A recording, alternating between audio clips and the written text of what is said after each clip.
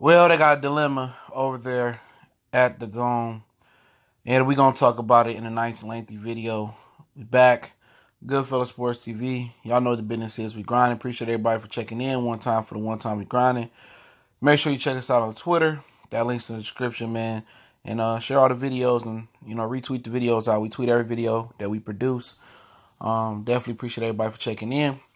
And, actually, I'm watching The Last Dragon for the first time. I've seen clips of it, never seen the full movie. But that's nor here nor there, okay? Apparently, Danny Jacobs really wants a Canelo fight. Danny Jacobs will not sign a deal with Eddie Hearn in the Zone unless Canelo Alvarez is put in a contract. And we know it's three separate promoters that's got something to do with the Zone. Obviously, the world's boxing super series is totally something different. But the two main boxing promoters over there is Oscar De La Hoya and Eddie Hearn, okay? They agreed and told John Skipper, one of the CEOs or owners of the Zone, that they would work together. And one of the fights that Danny Jacobs would like is Canelo Alvarez. Canelo Alvarez is fighting this Saturday versus Rocky Fielding. If you haven't heard, it will be at the Madison Square Garden Big Room. Danny Jacobs is going to attend that fight.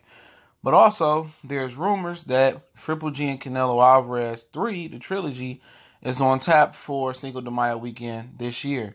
It's rumored that it's supposed to be an announcement that Triple G is going to sign to the Zone.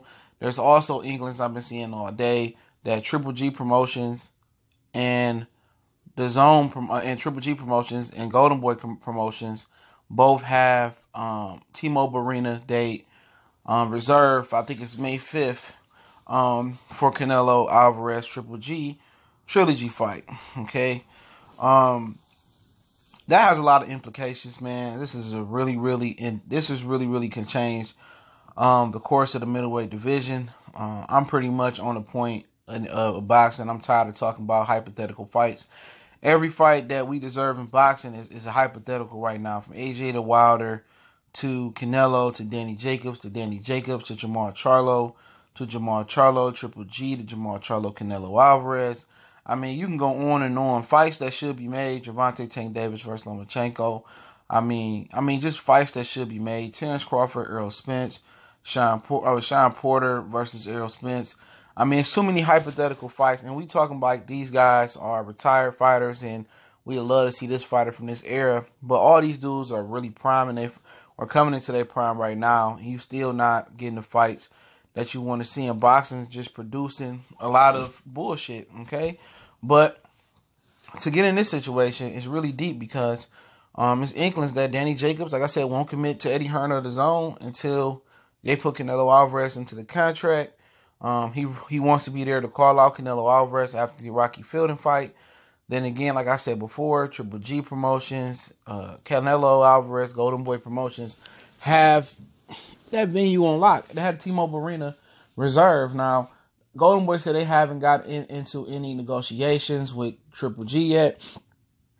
Whatever the situation may be, I call horse shit on that as well.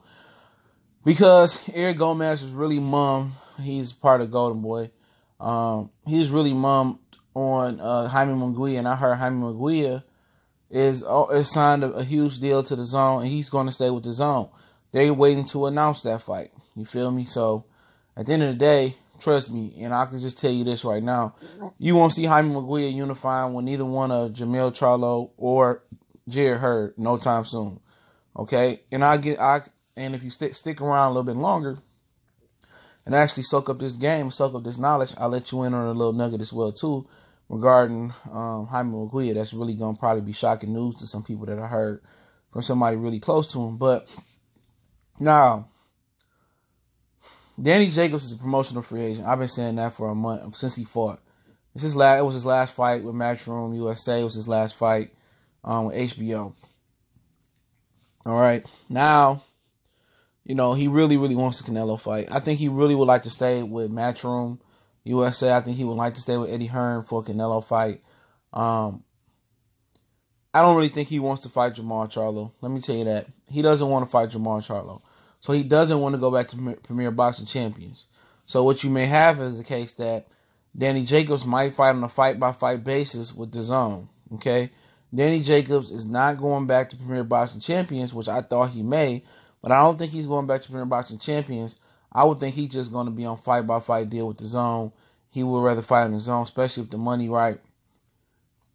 So I would not look for Jermall Charlo to be in the mix in this situation, especially if the WBC mandates Canelo versus Triple G, which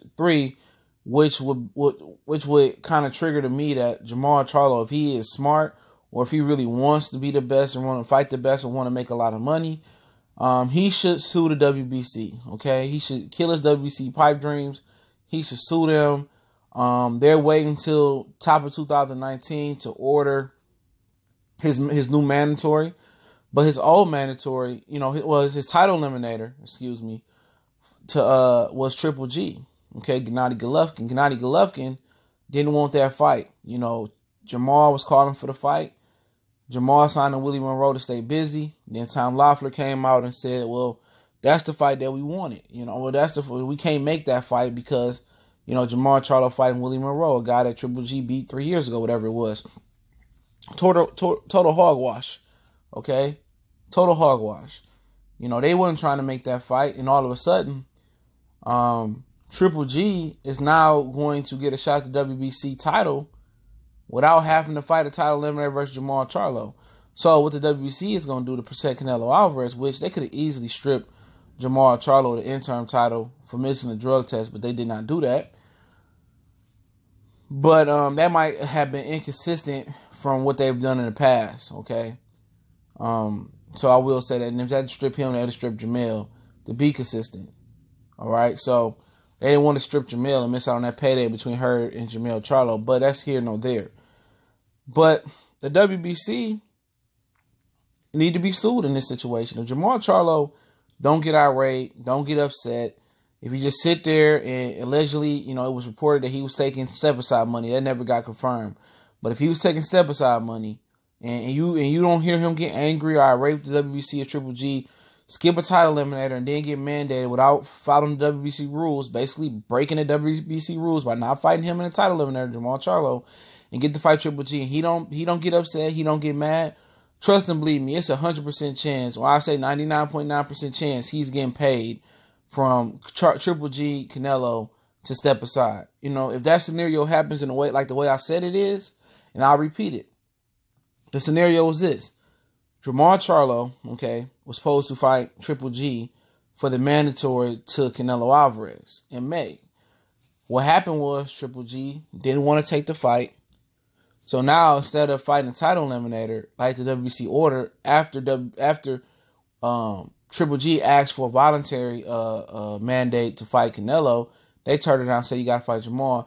If the WBC mandates Triple G versus Canelo 3 for the WBC title, and Jermall Charlo doesn't take legal action, doesn't get mad, doesn't sue, and he don't get mad, that means he taking step-aside money.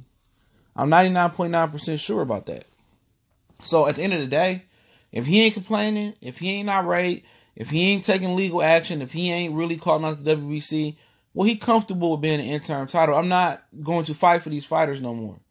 So his actions are imperative, for his how can I say it? For his publicity, for his marketing, If he really wants to smoke, then he should be irate and not taking step-aside money. Or he should be taking legal action against the WBC in that scenario. And also, I think Danny Jacobs doesn't want to fight Jermall Charlo. I said it before and I say it again. The way his corner talks, his corner's trainer talk, the way he talks about Jermall Charlo, I don't believe it. Everybody talking about he ran up on Jermall Charlo. That energy wasn't authentic. He don't want that smoke. He don't want to risk it. His lottery ticket is Canelo Alvarez. So he would do a fight-by-fight deal probably with Matchroom USA in the Zone. Or he still might sign the deal with the Zone. They might overpay Danny Jacobs. He be fighting nobody on the Canelo undercard. He gonna think he get the Canelo fight. So basically what he's doing is this.